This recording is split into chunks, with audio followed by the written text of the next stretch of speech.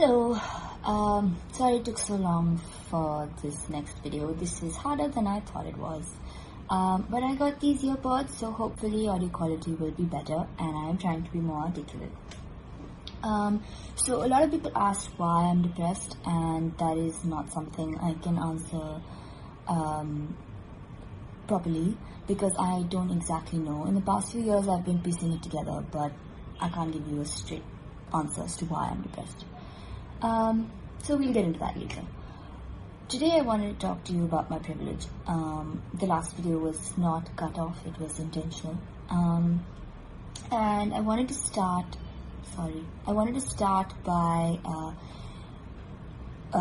laying out what my privileges are. For those of you who don't know me personally, you know me because I'm Amir Khan's daughter, and therefore you know those sets of privileges that I have. I'm financially well off and I've always had everything that I could possibly need and probably more. In terms of those of you who know me personally, you also know that I have a strong support system, in the sense that my family's always been there for me, my parents have always been there for me. They don't put any pressure on us, they're very encouraging. I know that if anything were to happen, I could without any hesitation go to my parents, and they will always be there for me. So that, I think, is another privilege, to know that you have people to go to talk to if something were to happen. The next thing that I wanted to talk about is that I have a 10-minute speech, 3 things that I would say to myself that are sort of ingrained into my thinking to deal with anything and everything that came my way. The first is that there are dying, starving children, people out there in the world, and my problems really aren't so big, so I should be able to handle them. The second is that we are all tiny, inconspicuous, inconsequential living beings in the cosmos, and I should stop taking myself so seriously and move on. And the third thing is that no matter what is happening in my life right now, 5-10 years down the line, with time and perspective, it won't be such a big problem to me, it won't be such a big issue, so why am I fretting about it right now? And this is a very solid 3-point strategy to make yourself get over anything. To the point where I didn't even get to the point where I got upset about something. I didn't even get to the point where I was sad or anything. I would just let go before I got there. I thought I had attained nirvana, which I had not. But anyway, this is what I would do. So between the time when my behavior started to change and the time that I asked for help was about 3.5 years. And in those 3.5 years, I would still use this strategy, and it did not help. So I stopped taking care of myself, I started sleeping a lot and thinking it was normal, or not realizing that I was sleeping so much. I used to keep myself either really busy, and then I slowly moved into immobility, where I just did not leave my bed. I was making commitments and I was not being able to get myself to leave the bed to actually follow through with those commitments, and then I would feel bad, so I would stop making those commitments, giving me more time to stay in bed. I started to isolate because I didn't want to be in a bad mood around my friends. I used to have a lot of control over my emotions, but suddenly I didn't have that control anymore, and I didn't want to unnecessarily put them in a bad mood, because there was no reason for me to be in this bad mood, so there's no point telling them, there's no point talking to them. What will they say to me? I used to daydream all the time, and it went from that to me not being able to listen to music because I couldn't sit with myself listening to music. I had to be watching TV. That is the amount of distraction I needed so that I wouldn't stop crying. And crying was a big thing because I'm not the kind of person whose response to things is to cry. After 12, I stopped crying, and then suddenly at 17, I would start crying, and it slowly that the number of times I cried began to increase, and how long I cried for began to increase, and I did not know why I was crying, and it would just randomly happen in class. I'd start having tears, and then I would feel like I was going to break down and howl, but I didn't want to because I were in class and we were discussing something completely not sad. So I didn't know why I was crying. And so over the years, that whole time, either I would ignore it or I would try and rationally figure it out and deal with it myself.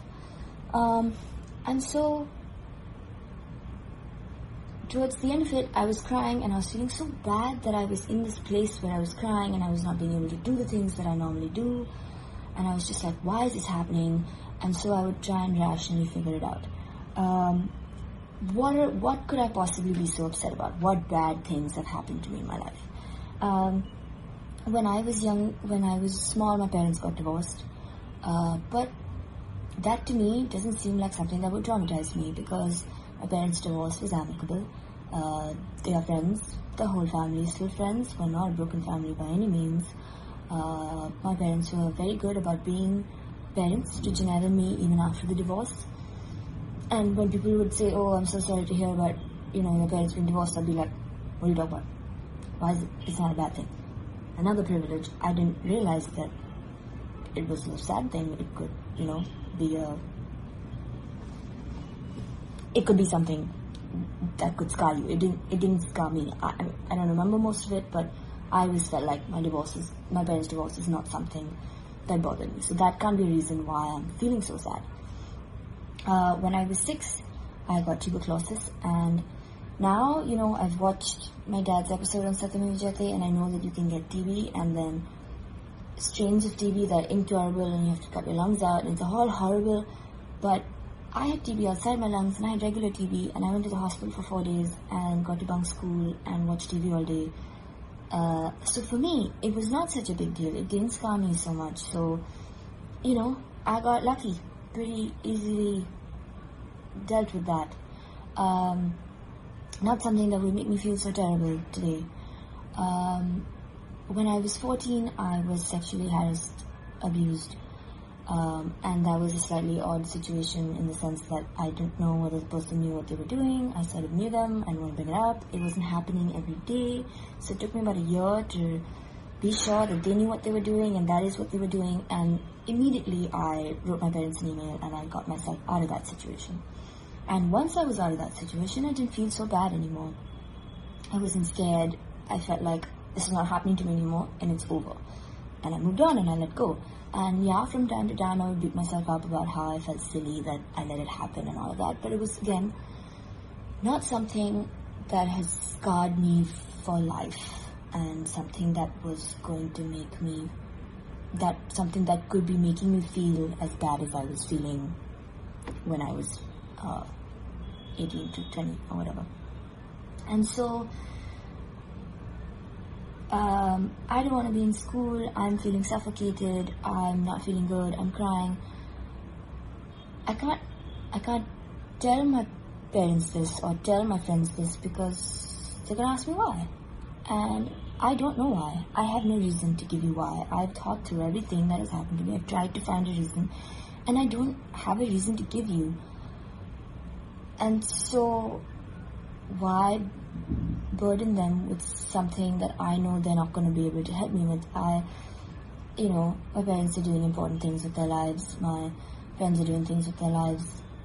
It's not like anyone can help me through this because there's no reason for me to feel like this because nothing bad has happened to me. I shouldn't feel like this. I don't have a reason to feel like this. And so my own sense of privilege, I guess, or my own sense of feeling that I had to have a good enough reason to feel like this made me not talk to anyone. कैसा लगा ये video हमें comment section में ज़रूर बताएं, और अगर ये वीडियो पसंद आया हो तो इसे लाइक और शेयर भी करें, और हमारे channel Asia net news Hindi को सब्सक्राइब करना ना भूलें, और इसके नोटिफिकेशन पाने के लिए बेल आइकन को ज़रूर दबाएं।